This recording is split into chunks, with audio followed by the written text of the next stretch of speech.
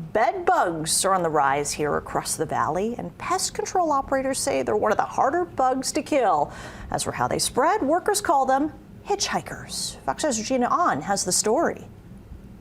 Sanitation and the condition of someone's house have nothing to do with the ability of a bedbug population to survive in any environment. So, but there is this bed bugs. Oh my God, you must be dirty, and that's just not the case.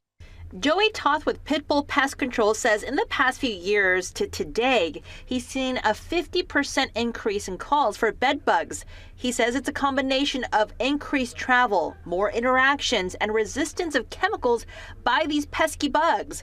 All combined is a reason we've seen a steady increase. There are a lot of at-home methods that people use. You know, they do a dance and spray some sweet oil or something like that they find on the internet that they make, and none of that ever works. According to Todd, there's only a few ways to kill bed bugs: high heat and professional grade chemicals. It needs to get to 128 degrees to kill the adults, and then it needs to get to 131, I think is the exact temperature, to kill the egg stage of bed bugs.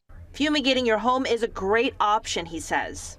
So they cover the house with a big circus tent looking thing, and you insert a gas called Vicane, and the gas controls 100% of the bedbug population 100% of the time.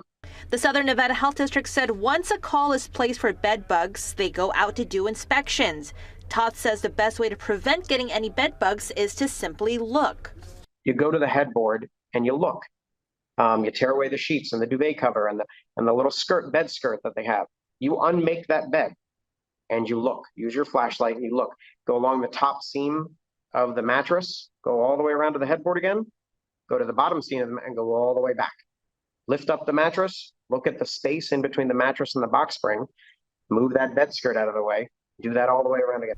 He says an ounce of prevention is worth a pound of cure. Regina On, Fox 5 News, local Las Vegas.